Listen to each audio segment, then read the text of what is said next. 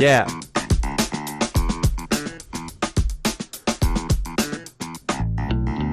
Oh boy.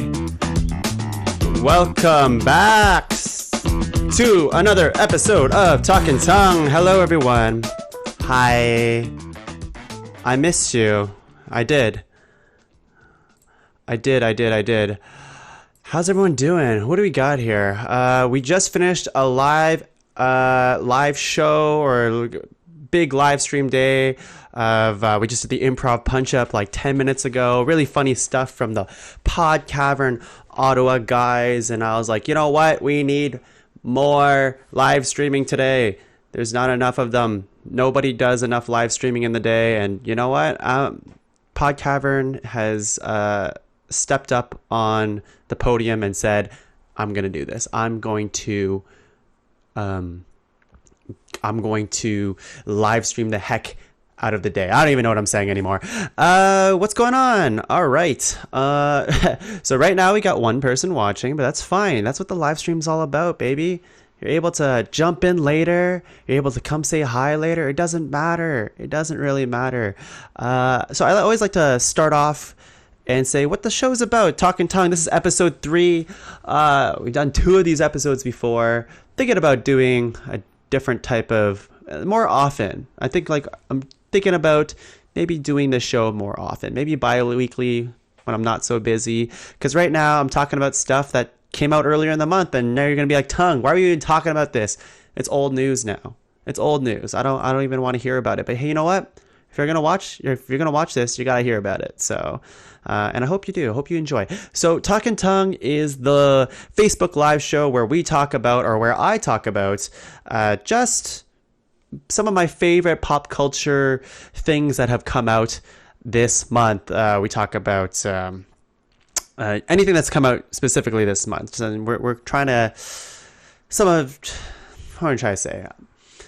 Yeah, that's pretty much a good description of it. My favorite things that's come out this month that I have seen. There's a lot of things that I'm like, damn it, I wish I saw that for Talking Tongue, but I didn't. What's new with me? What's new? I just literally came back, oh man, like an hour ago to see Wicked. Wicked was like the musical about the Wizard of Oz, or specifically about the Wicked Witch of the West and her journey to become the Wicked Witch of the West. And that was a lot of fun. I really, really enjoyed that. Laura loves musicals, and actually it was me that was like, we got to see this. It's in Toronto. We're like decently close to Toronto. Let's go see some theater. So that was really fun. We also went to New York earlier this month, which I really enjoyed too. We did a lot of exploring, spent a lot of money, but ate a lot of food, which was nice. Did some exercising, which is very odd to do on vacation. I did more exercising in New York than I have ever done that have done like in Waterloo in the last couple months. So that was interesting for me. But you know what? Hey, I gotta live my best life, and living my best life, if that means exercising on vacation, then I gotta do it. And then what did we do? We did like some tandem biking in Central Park. We did like, we saw some improv shows, which was really fun. Saw UCB, which is one of my favorite just shows to see. I love the music way too much. Oh, thank you, Chris. And a face only a mother could love, Alexandra. I love you too, buddy. With some improv shows, one of my favorite things we saw was something called Batsu. Now, Laura surprised me with this thing. She's like, this is a Japanese game show, improv show. And I'm like, what on earth is that? And turns out it's exactly what it sounds like. It's an improv show, but if you fuck up, you're going to get some Japanese game show type shit go on to you. So what happens was like, they're like playing like a whatever improv game. And then right away, boom, you're tased. You're being tasered, like after you fuck up, or you're gonna get paintball shot at you, or you're gonna drink some mop water, or eat some sushi off this like sumo guy's like belly, and take a shot of soy sauce from his belly button. It was insanity. So if you're ever in New York, Batsu, check it out. That's a free plug for you, Batsu. I know you need it. Went to see some musicals. Went to see My Fair Lady, Once on This Island, SpongeBob the musical, which I've been listening to nonstop. It might be recorded somewhere in a different podcast thingy, but earlier in the month, I was 100% shitting on the idea of a SpongeBob musical, and when I saw it at the Tony Awards, like on TV, I was like, this sounds stupid. SpongeBob musical, like what on earth is that about? But you know what? Turns out I was wrong. Turns out it was hilarious. So enough about that. I want to get into some talking tongue stuff. But before we get started, I can notice right away that the room is getting dark, and I should have preemptively turned on the lights. So let me turn on the lights. Give me a second.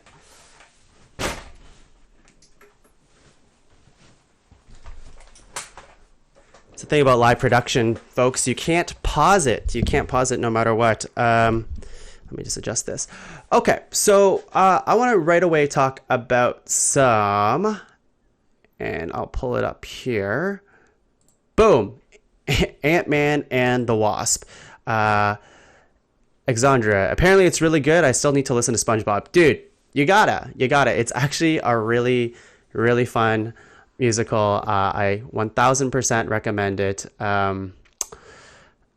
It's something about the production of how they did it that like really stuck with me, and I was a pretty big fan of SpongeBob growing up, and then I kind of like teetered and tottered. I was like, whatever, SpongeBob.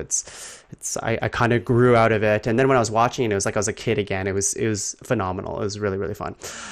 Serena, hello, thank you for joining. Just wanted to say hi to you. So Ant-Man and the Wasp. It's really good. It's really good. And this came out earlier in the month. Oh boy. Sorry. People are messaging me. It came out earlier in the month, and it was such a breath of fresh air. You know, we've had a lot of heavy superhero movies in the last forever.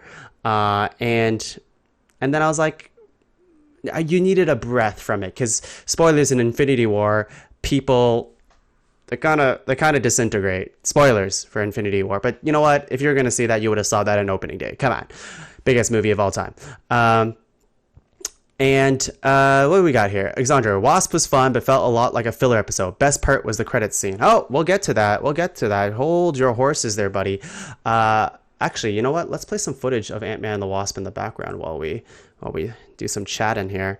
Let me see here. Again, live production's a little tough, so you gotta bear with me while I'm just tweaking around this stuff here. Okay. All right. Sweet. Nope, that is not Ant-Man and the Wasp. That is spoilers for the next thing that we're going to be watching. Yeah, I don't know if I would say it's a filler. I mean, it was definitely a breath of fresh air from what I needed in a superhero movie, honestly. It was just a lot of fun, and that's kind of what the first Ant-Man was like. When the first Ant-Man came out, I remember when I went to the theater on the first Ant-Man, and on opening day, there was like nobody in the theaters, and that was my realization where I'm like, man, the superhero bubble, it burst. Like, nobody wants to see superhero movies anymore. You have Paul Rudd, a huge comedy star. You have the Marvel, the biggest juggernaut of superhero franchises ever, and you put them together, you expect a big hit, but no, there wasn't really a lot of people that came out for Ant-Man. Although, you know, over time, people are like, oh man, you know what? The first Ant-Man, really, really funny. Second one, I would say it builds on that and it's even more funny, and I had way more fun with it than the first Ant-Man, which I really enjoyed. And yeah, the story itself is, it's just a summer action, summer action, but more like summer comedy that you can enjoy with some cool superhero shit that kind of ties into like all the other Marvel stuff later. So we have like, and you know, people on the internet are saying, this is a palate cleanser, and it's perfect. And I agree, because like the next thing that we're going to be seeing is not until, I think, next year, early next year. It's going to be Captain Marvel, which I assume is going to be fun, but probably pretty serious too. And for me, we have a friend of the show, Samantha Leggett, who does a lot of the ranked episodes, and we talk about who your Hanks is. So for her, what a Hanks is who's your Tom Hanks equivalent. So anybody, any actor that you see that when you see them on screen, you're like, I know this is going to be a better movie because this actor's in it. And Paul Rudd is my Hanks. I enjoy everything more because he's in it. So I don't want to go into spoiler territory too much. And when I do the spoilers, I'll put up a thing here that says spoilers. But basically, I want to talk about where they are in the timeline. So we have Scott Lang, and he's on house arrest. And this is happening after the events of Civil War, but before the events of Infinity War, say for possibly, the last credit scene, which I'll talk about later. And we take it from there. It's just Scott Lang on house arrest. He's just trying to be a decent human, and so he can spend more time with his daughter and get out and be a better father. And that's kind of the theme of this movie is how it's about family and how Scott kind of he would do anything for his daughter, for his family. And then going back to Hank Pym and the name is escaping me. Oh God, it's Evangeline Lilly's character. I forget her name right now. Evangelion, like the anime. Evangeline Lilly's character is Wasp. She's the Wasp. And their journey to find their family, their missing mom, in the quantum realm. So that's kind of the overarching story, is that they have to get Scott, who's been in the quantum realm, to help them find the secret to find their mom, Janet Van Dyne, and then they go on a bunch of different adventures and whatnot, and all that stuff. So we have Michael Peña's character and his crew that come back, and one of my favorite parts of the movie, like in the first movie, was just Michael Peña like monologuing. So I remember when he was doing that, I did like an audible yell in the theater. I'm like, yes, he's doing that thing, that really funny thing where he's monologuing, and he's doing the voice of a bunch of characters on screen. We want to talk about the villain in the story. We want to talk about Ghost. So Marvel has a famously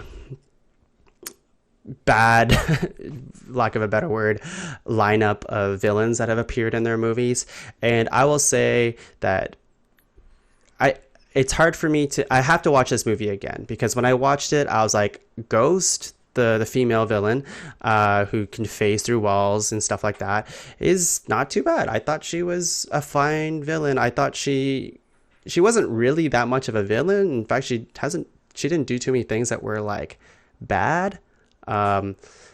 But all she was doing was that she was really just trying to heal herself. So she wanted to make it back to the quantum realm to fix herself. And she did some things that were like, okay, you're towing the line to become a bad guy. And maybe you fought the heroes in the movie a little bit here and there, but she didn't really I don't remember her killing anybody, or really, she threatened to hurt like Scott's daughter, but that was about it. So in terms of being an actual villain, I don't think she really was, but they needed something to like be a threat in the movie. And all her scenes of like phasing in and out was really fun too.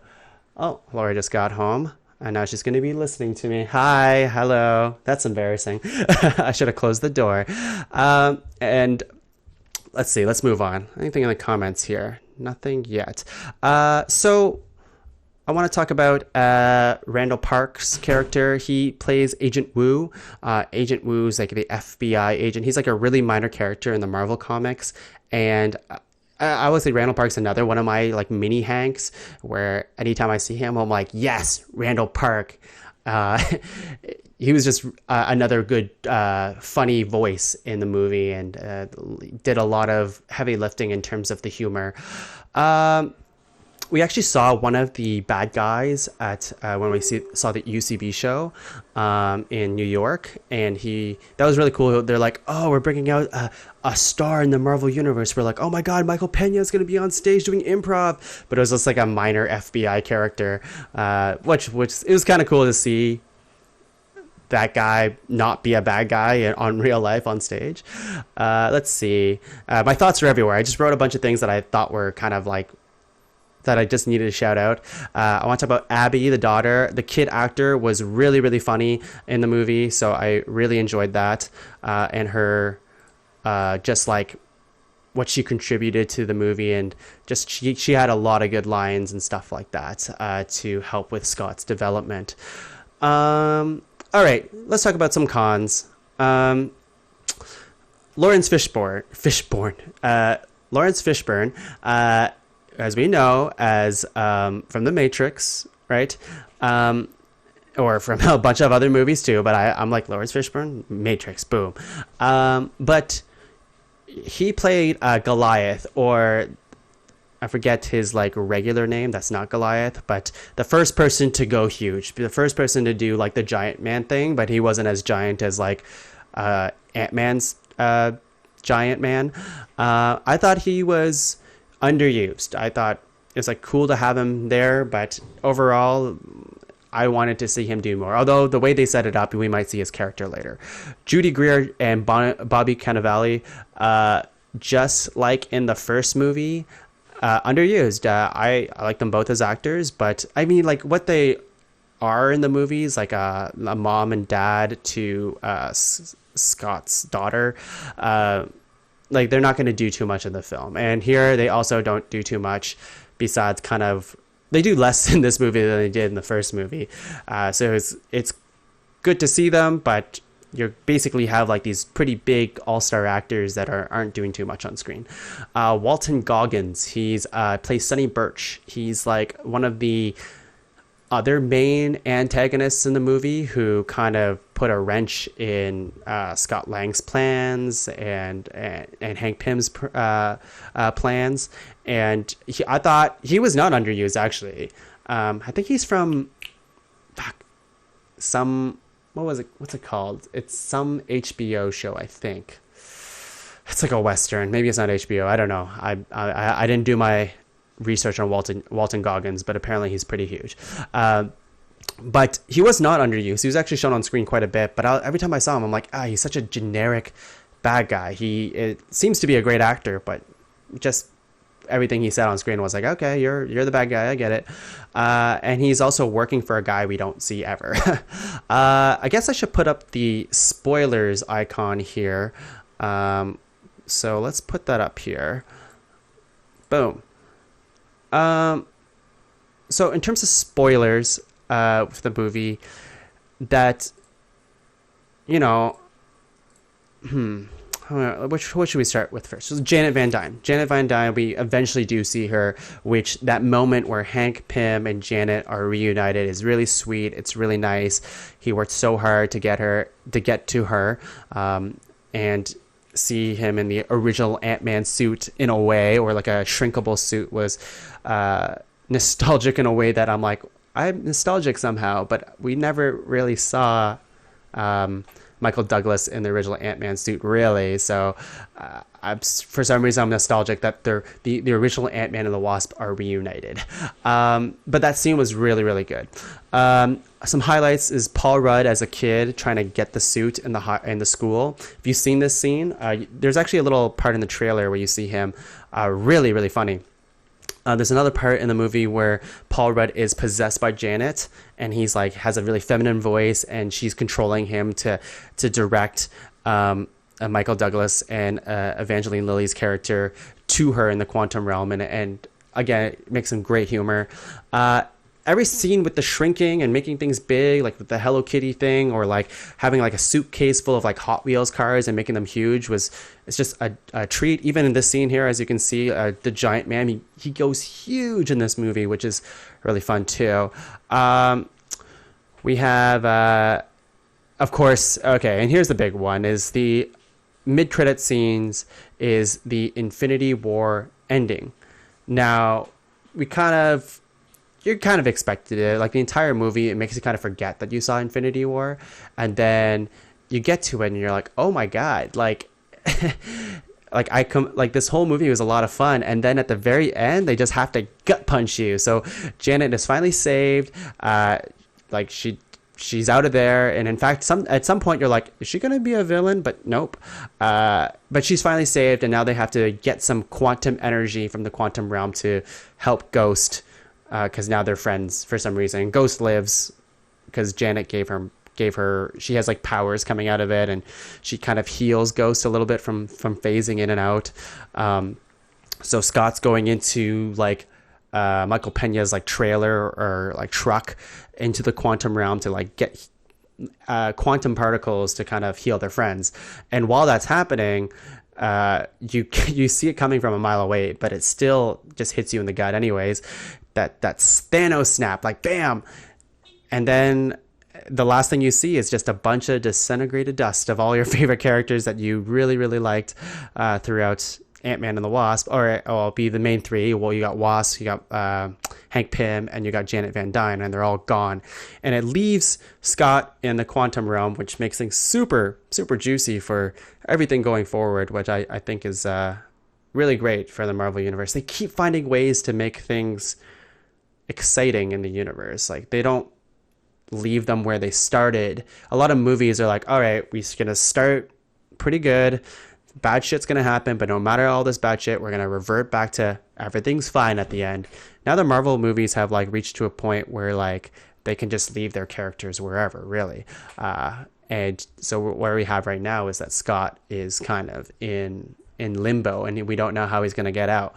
All we know is that time travel is going to be involved somehow in the next Avengers movie, and that's as far as I know. So it's not really spoilers to say so, I don't think.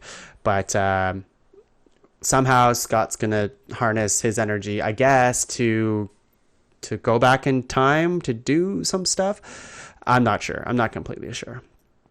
Anyways, that's Ant-Man the Wasp. I really, really enjoyed it, as you can probably tell from all of the nerding out that I did for that. And I would see that again, 100%. I'm surprised I didn't go ahead and see it again in theaters. Oops, I am just clicking all these buttons now, and hang on. There we go. And there we go. I will never get used to this live producing thing. I keep clicking all the wrong buttons. I need an assistant. That's what I need. I need an assistant to help me with this. Let's see here. Have a little sip here. Some spiced rum and Diet Coke, because I'm trying to be healthy. Spiced rum from the duty free when we came back from New York. So cheap. But you know what? I have an opinion on this. They always have deals at the duty free where it's like 2 for $30, but you can only bring one bottle back. So it's kind of a tease, well, per person. So it's kind of a tease, unless like you and whoever you're with are like, hey, that person is going to take that second bottle, so I can take advantage of that deal. Otherwise, you're kind of screwed. You just have to buy a single bottle. Well, you're not really screwed because it's way cheaper. But I digress. That's a silly point to make, but that's my opinion on it. Yeah, it's a hot take. Okay, so the next movie I want to get into is, well, you've probably already seen it, and it's not really a spoilers, but here we go. Boom. Actually, hang on. I have to send this quick thing here. Okay, that's the most fun thing to see on a live stream, is somebody sending a text message. So what we're going to do is we're going to look at Skyscraper. And let's see here. There we go. There he is in all his glory. Skyscraper. So I'll be honest. Coming up with topics for this month's Talking Tongue was a little bit hard for me. I was like, I don't really know what I want to talk about this month. I have no idea. I knew about Ant-Man right off the get-go, but I was looking through the list of things, and I'm like, I was in such a place where I'm like, I don't know what I'm gonna do. I have to buy a video game. Like I'm gonna have to buy a video game so I can have something to talk about in Talking Tongue, which is the worst reason to go buy a $90 video game. So I didn't. I was like, I'm gonna go. I need something done. I was like, this month has been so busy with vacation. That makes me busy, but also just I was doing a lot of editing for work. I was actually doing like a wedding edit, which took a lot of my time. So it made me not able to watch anything or play anything. But now that's over. So I was like, oh my God, this happened like a couple days ago where I'm like, okay, it's over. And I need something to watch right away. And people kept talking about how great Skyscraper was. And I'm like, are you serious? The movie with Dwayne Johnson? I mean, it looks pretty stupid. But then I realized I'm like, I need a stupid movie in my life right now, something that I can just turn my brain off and just go. And honestly, this movie is exactly that. This movie, like, I'm not gonna dress it too much, but like it's not really that great of a movie, but it's a really, really good B movie. If you want a movie that like don't think about it, like the logic in it, the whole story, the whole premise of it makes very little sense if you think about it too hard. But if you just want something fun and like that's done well, like there's some really fun action stuff, then I would recommend Skyscraper. Now, I will say, after we're recording this on July 29th, just 2 days ago, we had Mission Impossible 6 come out. And part of me wishes that I went to see that instead if I was going to watch an action movie. But, you know, I've never actually, spoilers, I've never seen like any of the Mission Impossible movies. And I'm definitely the person who's like, even though everyone's talking about how great Mission Impossible 6 is, I gotta know what happens between 1 and 5. I have to know. And you could be like, oh yeah, well, you could find out if you just watch 6 and then go back and watch 1 to 5. I'm like, no, I have to do it in chronological order the first time I do it, because I'm stubborn like that. So let's talk about a little bit. Oh, actually, let's find that picture here. And I'm going to go a little AWOL off my original plan, but Skyscraper Parabola, I think it's called. Someone made this great thing here.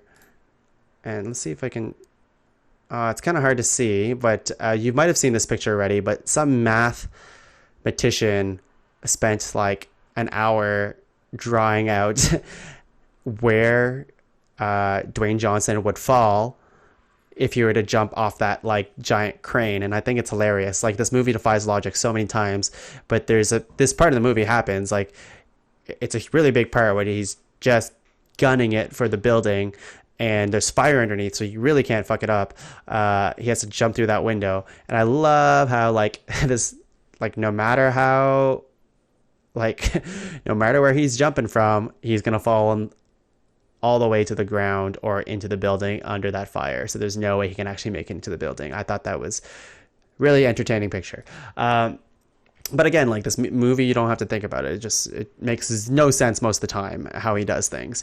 But there's some charm to it, and I really like that. I think the the Rock-assance, no, Dwayne Johnson, whatever, the era of Dwayne Johnson. Laura's just looking at me. She's like, what are you even talking about?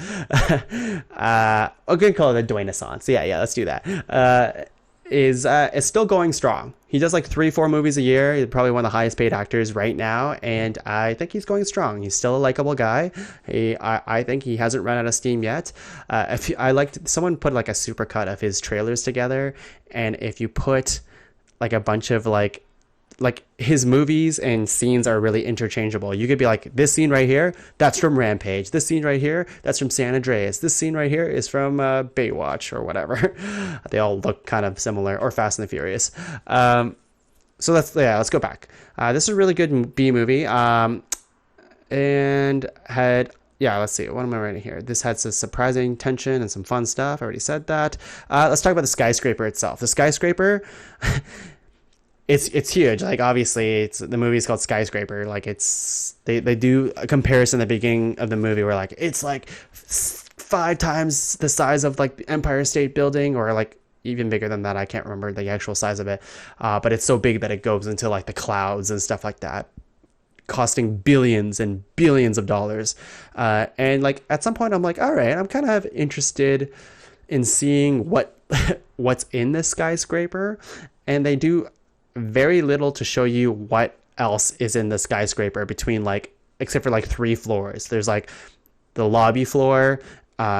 In the middle, there's like this like nature zone floor, and you're like, okay, maybe there's more to this skyscraper than I thought. But then they like give that up entirely. Apparently, like, there's pandas and stuff in the skyscraper, but you don't ever see a single panda once in the movie. And then there's like the residential floor where only Dwayne Johnson works right now, or he lives and his family. And then there's like the god tier floor where just like the guy who owns the building is all the way at the top, and he just has his like penthouse and stuff like that. And that's all you see in the skyscraper, which is kind of disappointing because in a movie called Skyscraper, you're probably expecting a tall building, which it delivers, but B, like, what else is in this giant building? Turns out not much, not much at all. And this movie, let's see, we have The Rock himself jumping from, like, some of the most exciting things in this movie is that The Rock jumps from one tall thing to another tall thing, like somehow, and like I should mention off the get-go, his character, Will Sawyer, believe it is, he's like an amputee. Like he had a really dark past in the beginning of the movie where he was like an FBI agent or something like that who made a wrong call, and he was caught in an explosion, and his leg got like torn off from the explosion, and now he's an amputee.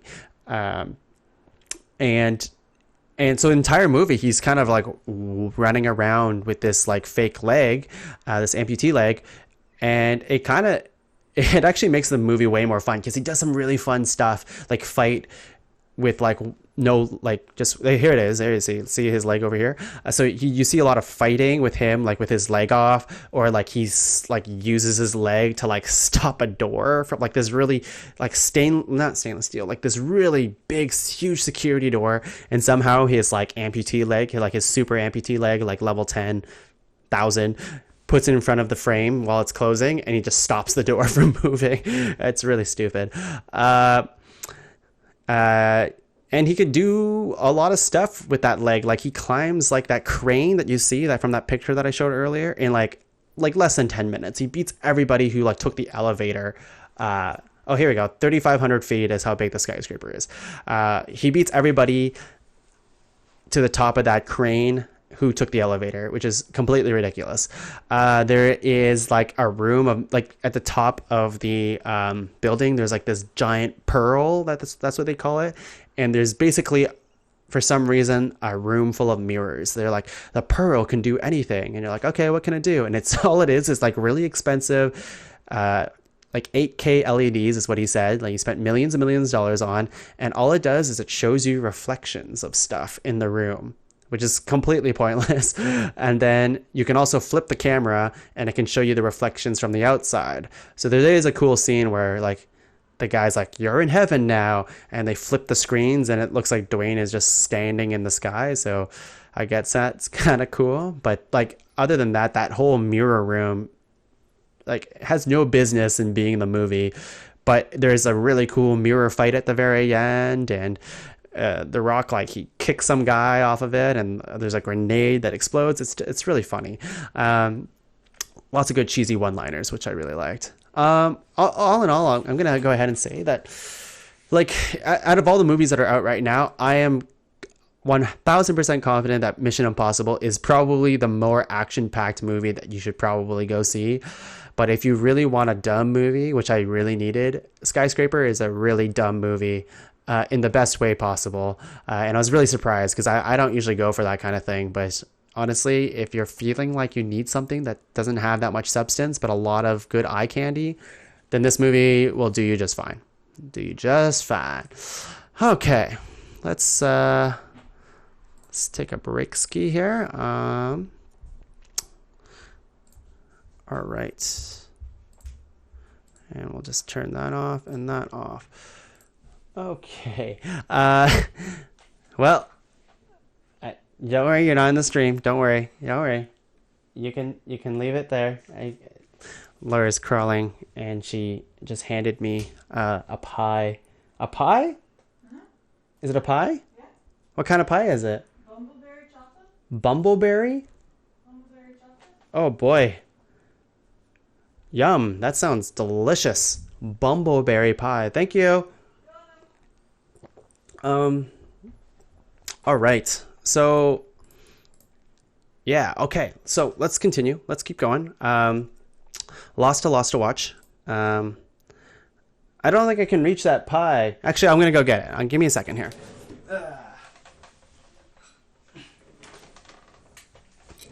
So this is the pie that Laura just snuck in here. She didn't want to be on the stream, which is fine. Bumbleberry pie. I don't even know what a bumbleberry is. Oh man. Thank you. That was really good. That was really good. Oh man. I'll try not to eat too much on this stream. I promise you I will try not to eat too much. Okay, let's continue. Let's keep it going. Lots to cover. So I want to go and talk about San Diego Comic-Con. Now, this is a big deal. In a way. Big deal is relative. I mean, big deal in the world of nerdy pop culture shit, but not in like the state of the world kind of thing. But SDCC, San Diego Comic-Con, is a 4-day event founded by a group in 1970. Now, that I don't know this off the top of my head. Obviously, I Wikipedia'd this. It was originally called the San Diego Comic Book Convention, and it was originally showcasing primarily comic books, science fiction, and fantasy-related film, television, and popular arts, whatever.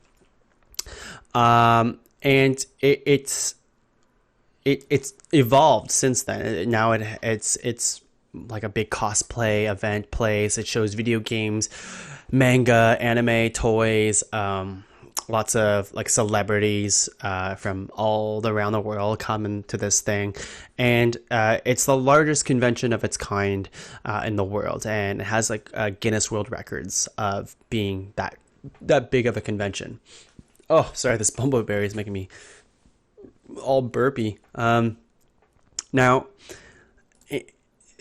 every year at San Diego Comic-Con, they have a lot of trailers that come out, and they're like, this is what you should be excited about in the coming months or the year or whatever it is. And I handpicked a couple that I was like, you know what? I am very excited to see what's going on here. So we're going to go ahead and watch the first one.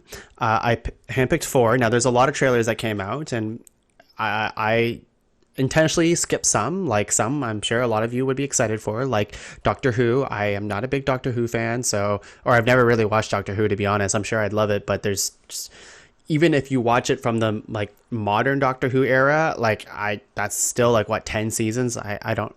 That's too much. There's too many seasons. But I did end up watching that trailer because there's a new female Doctor Who, which is very exciting for the fans of Doctor Who.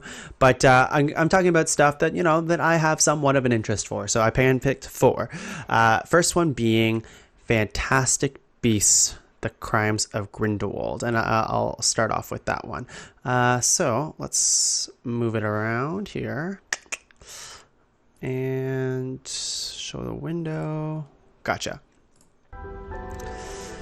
So just watch the trailer with me and we'll talk over it, I guess. I'm scared, Professor Dumbledore. Everyone is scared of something. Ridiculous! Newt, you're up next. That's an unusual one. What Mr. Scamander fears above everything else is... Having to work in an office, sir. Go ahead, Newt. Ha ha ha ha ha. Ridiculous.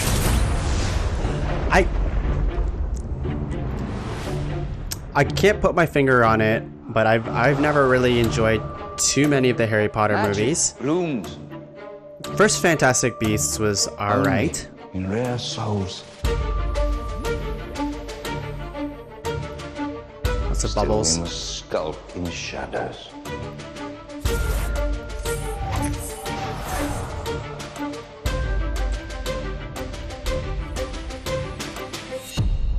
because the old ways serve us no longer. Why is Johnny Depp in this movie at all? I cannot. I liked it better when it was Colin Farrell. I'll be honest. That he would rise to dominance over the wizarding world. So you're asking me to help hunt him down?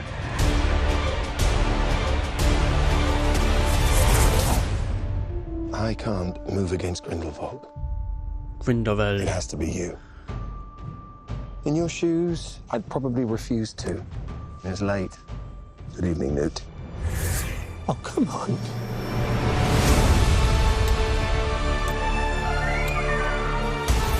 You underestimate your talents, Mr. Scamander.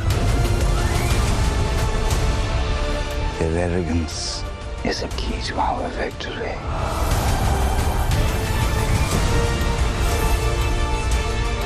Muggles are not lesser. Oh yeah, that guy. Not disposable.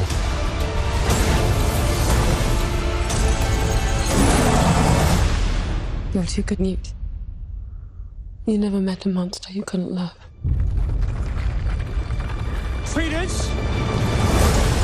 Oh yeah, Ezra Miller's in this movie. The Flash. Mr. Scamander! Do you think Dumbledore will mourn for you? When he said Mr. Scamander, he really sounded a lot like Jack Sparrow there. Ah, Crimes of Grindelwald. Are you a ghost? No, I'm alive. But I'm an alchemist and therefore immortal. Oh, Nicolas Flamel. Jacob Kowalski. Oh! Oh, you don't look a day over 375.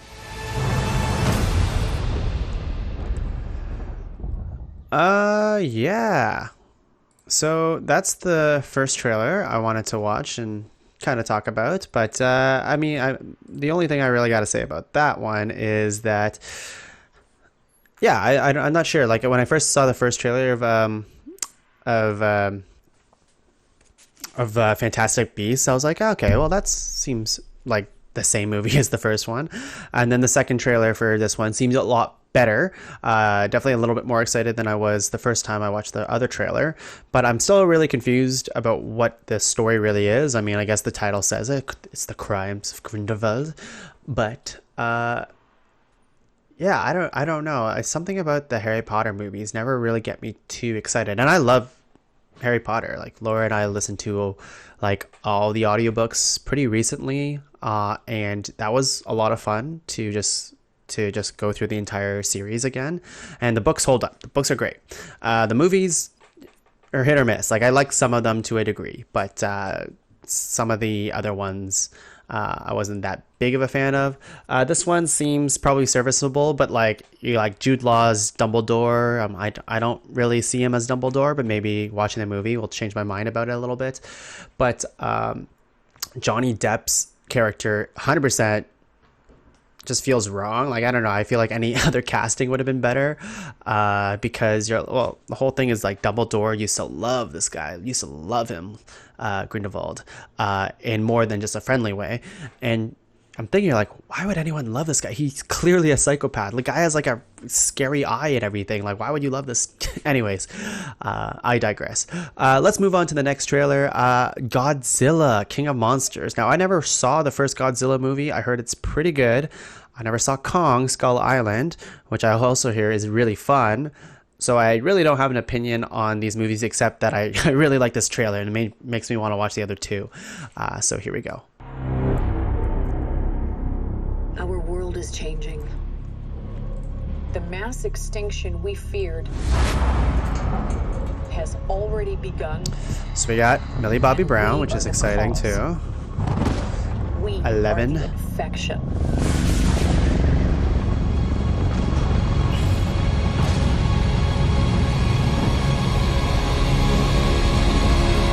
See, 11 would have been able to push all of that dirt away from her. She would have been able to block it. But like all living organisms, the Earth unleashed a fever to fight this infection. Its original and rightful rulers, the Titans. For thousands of years, these creatures have remained in hiding around the world. And unless all the Titans are found, our planet will perish, and so will we. They are the only guarantee that life will carry on. What is that thing?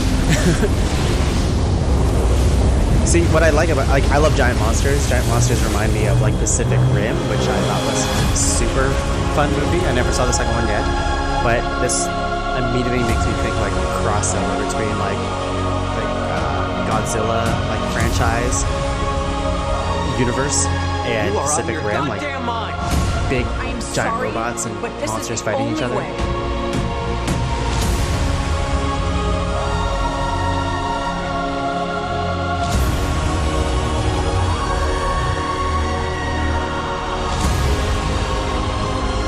You're a monster. I'm sorry.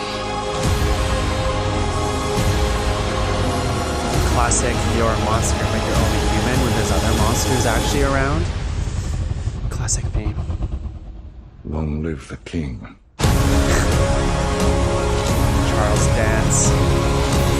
See, even in a Godzilla movie. Oh god, look at that. That's exciting. I was gonna say, even in a Godzilla movie, you got Charles Dance acting like a Lannister. Yeah, I think that movie could be pretty fun too. So, like, I'm pretty, like, there's only two other movies I gotta watch. I can do that. Now we're gonna go into the last two of the evening. Let's talk about some Aquaman. So let's play it up here. So obviously premise, or just to start off, we know how much DC has kind of screwed around with the franchises of the DC universe and continue to do so with this entire, like, Joker origin movie with, like, Joaquin Phoenix and who else do they have that's in talks to be in the movie? Someone pretty big, I can't remember, but, like, this movie itself, like, there's a lot of fanfare for it. They're like, oh my god, this is the movie that we've been waiting for, but well, I guess let's be the judge together. Let's just watch it, and you guess you'll see. I'm not really feeling it that much, but it looks like a generic superhero movie, but that might be just what DC needs right now. So let's take a look. My father was a lighthouse keeper. My mother was a queen. But life has a way of bringing people together. We could unite our worlds one day. Check it out. Arthur is talking to the fish. Hey, fish boy. What a bully, man.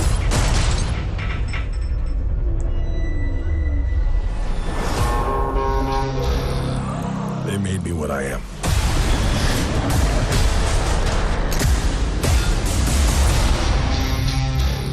Khal Drogo, man. There he is. I mean, Earth McCurdy. I've been looking for you. Your half-brother King Orm. So is about Aquaman to in the declare war comics has upon the become, surface world. like, they've done a lot of work since, like, only the way to stop 60s or this whatever, war 70s, is for you to of take making your Aquaman rightful from being place really as lame, king. talking to fish, to, like, being pretty badass. You do your best thinking when you're not thinking at all. That was the worst pep talk ever. Some people have a problem with Jason Momoa being Aquaman. Like, honestly, like, I have no problem with that. He looks the part. Doesn't have, like, the gold hair that some of the Aquaman incarnations have. To challenge me for the throne. I call it an ass whooping. King Orm looks pretty lame. I'm not a fan of that. I'm a leader. I came because I had no choice. I came to save my home and the people that I love. You think you're unworthy to lead because you're of two different worlds.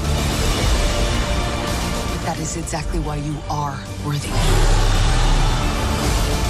Alright, here we go. We got Black Manta, which I'm stoked for. He's like one of the coolest DC characters. Look at this!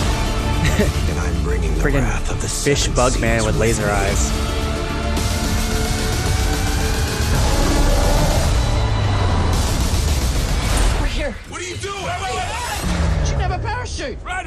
You gotta love him. Aquaman skydiving in the desert seems like it's just it's bad news. It's bad news. There's no water around there unless he like sucks it out of like cactuses and stuff like that. Yeah. Honestly, on that watch, I actually was kind of into it, so I might have just like ate my words from what I just said minutes ago. But like, it seems like a slightly different Aquaman than what we saw in like the Justice League. Like in Justice League, like I didn't really understand his character much at all. Like he was kind of like an outcast. Like he kind of denied the sea, even though he's Aquaman. But you don't even get to see him like do any shark power at all in Justice League, so it was nice to actually see him like control the fish. So that, you know what, I'll give it. I mean, I'm a sucker for all these things. Like I'm gonna go ahead and watch all the DC movies, even though I don't know what they're doing with them. I don't even know if how coherent of a universe it is anymore, because like they're doing Gotham City Sirens, which is like Harley Quinn, Poison Ivy, and Catwoman, and they're doing this like Joker origin movie, but they're keeping Jared Leto's Joker too, so there's gonna be 2 Jokers, and I don't know how they're gonna kind of put them all together. Still talks of Black Adam, so you know, the hit movie Skyscraper, The Rock is coming back, or Dwayne Johnson's coming back to play Black Adam, and segue into Black Adam's, you know, rival, the protagonist of this movie. And this is my favorite trailer of the entire SDCC, San Diego Comic-Con's like trailer lineup, is Shazam. Shazam, for those of you who don't know, is about a kid who inherits the power of Shazam. Essentially, there's like magical beings that give him this godlike power, where he's basically Superman, but he's stronger than Superman because Superman's weak against magic, and Shazam has like magical powers. Even though he can fly and do all this other stuff, he has kind of like lightning harness powers too. But he's a kid, so he's like a kid with a superhero body, played by Zachary Levi. So let's take a look. You've run from foster homes in 6 counties. I can take care of myself. When you're 18, give these people a chance, because that's what they're giving you.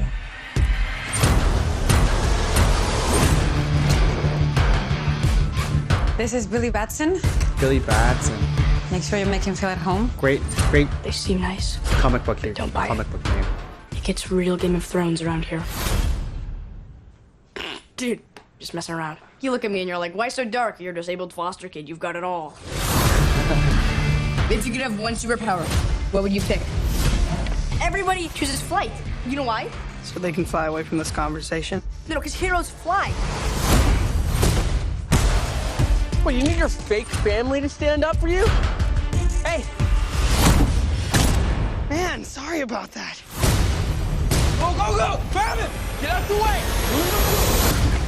I'm not sure if I'm not completely sold on the kit that they got for Billy Batson, but we will see. Billy Batson.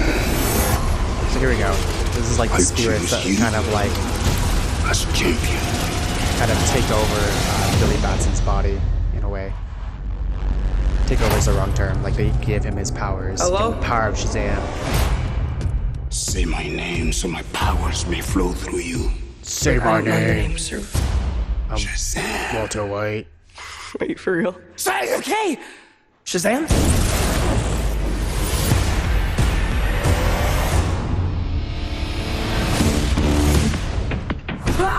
This means Billy! What is happening? You're the only person I know that knows anything about this Cape Crusader stuff. Can I? Oh, yeah. If you want to see like a more serious version of Shazam, there's a just before I forget, there's an amazing comic called Superior by Mark Miller. Read that. Oh, it's flossing, man. Can you fly? If I quit your realm, I still rock Mercedes home. If I quit this season, I still be the greatest. So yeah, it's like Shazam. It's called Superior. Give it a watch. Oh, okay. Well. Be humble. Sit down. You know, I don't think that's gonna buff out. Your phone's charged. Your phone's charged. The hell? You're like a bad guy, right? That's pretty cool. Gentlemen! You have bullet immunity! I'm bulletproof. You're dead. Sorry about your window, but you're welcome for not getting robbed. Oh, hey, what's up? I'm a superhero. I think it's gonna be fun. I wonder, like, if they ever make more Justice League movies, it'd be really exciting to see Shazam enter the fold again. Like, he's a really fun hero. He has a really interesting take because he's as strong as Superman, but he's just like a 10-year-old kid, like, or 12-year-old kid. Like, he's a young guy, like, in the body. So I think it could be good. So that's the most excited I am for the DC universe, I guess. Like, in general, Aquaman could be okay, but Shazam's looking good. Shazam could be the thing that we need until we see Wonder Woman 2, which I hope still is good. Yeah, and like, I didn't cover some of the other things from San Diego Comic-Con. Like I said before, like, I did watch the Mayans trailer, which is like the Sons of Anarchy fantastic show by Kurt Sutter, which they should have just finished there. There's the spin-off show called The Mayans, the other like antagonist rival biker gang, and the trailer is like, this just looks like knockoff Sons of Anarchy. It doesn't look as fun. And then you got like the Walking Dead trailer, which I don't care about anymore. I haven't watched that show since like season 6. Here it's still pretty bad, but I mean, people still love it. I guess there's still people are still watching it. And then there was other things that came out too, which I couldn't be bothered to watch, or I don't even know what they were. So I'm personally more excited about the superhero stuff. Okay, let's see here. So we got some people watching here. Hello everyone. Thank you for joining in and joining the stream. Feel free to ask any questions as we are wrapping things up for tonight's stream a little bit.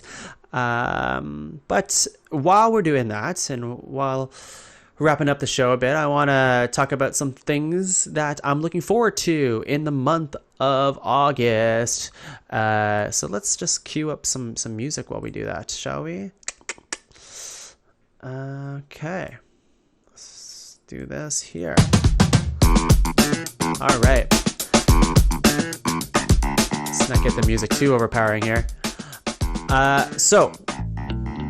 In the month of August, it's going to be great. I Overcooked 2, very excited for that. Leslie Cherapy, host of the Improv Punch-Up in a lot of ranked episodes. We finished the entire of Overcooked, the first one together, and it was a lot of fun. So I'm gonna have to make Laura, or get her to help me out with the second one, Overcooked. I'm excited for Monster Hunter World, the PC version. I was holding out for the PC version, and it's finally coming. In terms of video games, World of Warcraft expansion, that could be kind of cool. Although I don't know if I can commit again to the World of Warcraft, but somehow it always pulls me back every couple years. Christopher Robin, the Winnie the Pooh movie. Christopher Robin. Laura hates when I do that. I'm excited for that one too. I think it's gonna be. It looks fun. I mean, the actual Winnie the Pooh characters look a little like they came out of like rehab or something like that. But I think that aside, they look a little roughed up. That's why I say that. That aside, I'm still excited for it. 8th Grade, that Bo Burnham indie movie. It's been out in July actually, but in like the States, but it's coming around here in August. So I'm very excited for that. And Crazy Rich Asians, because obviously I want to watch that. That's the episode. Thank you for watching, everyone. It's been a really fun time to keep doing the show. I'm always excited. Thank you for everyone who tuned in throughout the show, and everyone who wrote in the comments. I know I didn't have much time to read them in this episode, but thanks for watching again, and I'll see ya next time. Thank you again. Bye.